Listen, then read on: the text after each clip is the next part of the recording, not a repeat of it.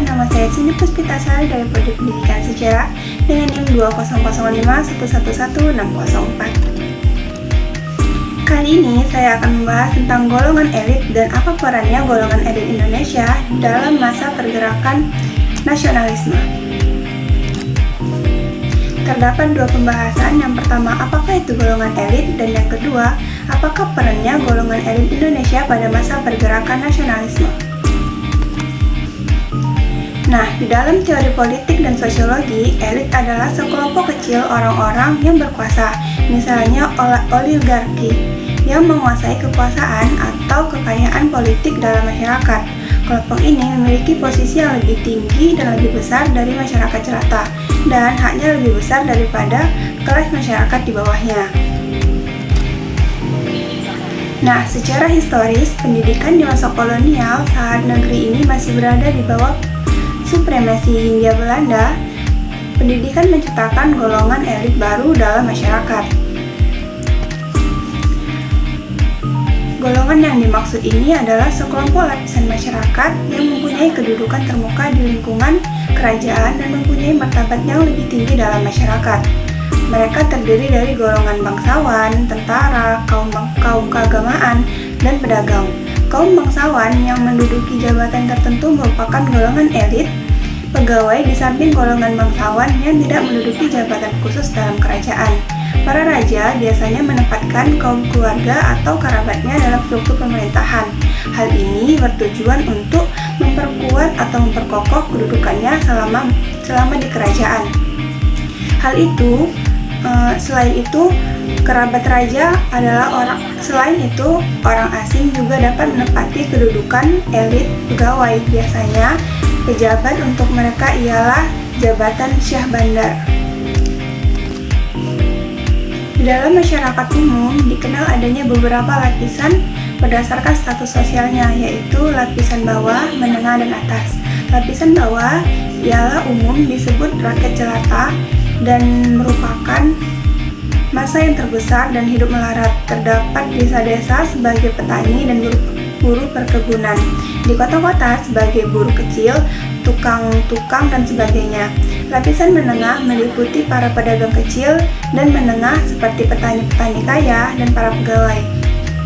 Adapun lapisan atas terdiri dari keturunan bangsawan atau kerabat raja yang memerintah daerah tersebut, dan pada umumnya mereka terbagi lagi dalam beberapa tingkatan.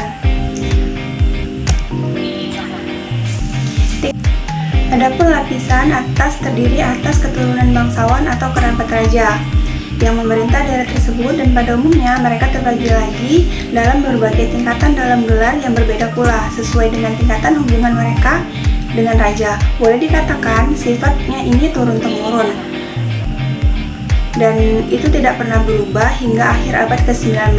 Karena itu, mereka sebagai elit biasanya disebut elit tradisional, atau daerah yang disebut elit adalah suatu kelompok yang berpengaruh dalam suatu lingkungan atau masyarakat. Elit nasional dan nasionalisme Indonesia baru. Di samping elit tradisional yang berdasarkan keturunan itu, muncul juga yang namanya elit nasional dan nasionalisme Indonesia baru. Di samping elit tradisional yang berdasarkan turun-temurun itu, muncul juga yang namanya elit temporer atau disebut juga elit agama. Di sini kedudukan mereka di lapisan atau sukar untuk diturunkan melalui cucu-cucu mereka. Hal ini dijumpai pada pemuka-pemuka agama sebagai pemimpin rohani, seperti ulama dan kiai yang sangat mempengaruhi dan tidak hanya di daerah itu, tapi juga melampaui batas-batas wilayah yang seharusnya. Keadaan ini menyebabkan terkadang pengaruh dan peranan mereka melebihi dari pengaruh raja atau golongan bangsawan. Perlawanan-perlawanan daerah, terutama yang terjadi pada abad yang lalu, baik ditujukan terhadap kolonialisme ataupun kapitalisme asing terhadap elit tradisional, dipimpin oleh elit agama tersebut. Nah, pengaruhnya ini tidak terikat melalui lembaga pemerintahan atau kerajaan, melainkan melalui perguruan yang didirikan melalui pesantren atau surau. Oleh karena nasionalisme di Indonesia baru tumbuh sejak kebangkitan nasional pada tahun 1908, maka elit yang terdapat di daerah masyarakat Indonesia dalam masyarakat ini masih bersifat kedaerahan. maka hanya terpandang dan dihormati terbatas dalam lingkungan daerahnya masing-masing. Kekuasaan pemerintah kolonial Belanda di daerah Indonesia ternyata tidak mengubah dari kedudukan elit agama tersebut. Meskipun di atas mereka sendiri ada juga elit yang lebih tinggi, yang mana elit tersebut disebut juga sebagai elit kulit putih. Sistem pendidikan yang membuka jalan bagi inlander ini berhasil menciptakan golongan baru, yaitu golongan elit baru, atau priai profesional dalam masyarakat, menambah kelas baru dalam struktur sosial masyarakat dan kompleks. Golongan elit ini adalah aktor pengganti dari jabatan aktor birokrasi di pemerintahan yang awalnya diduduki oleh golongan ex-feudal atau golongan priai ningrat.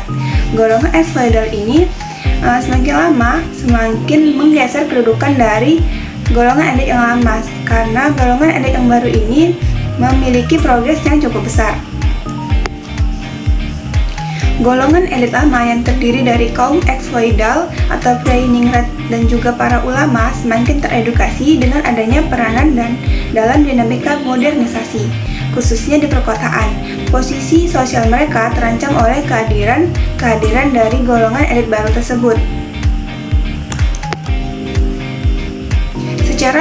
Secara struktural, peranan dari ex-feudal tadi semakin mengecil peranannya dalam struktur birokrasi dalam masyarakat. Akan tetapi, hal tersebut tidak menurunkan dari adanya eksploitasi dari tidak menghilangkan prestasi sosial mereka di mata masyarakat.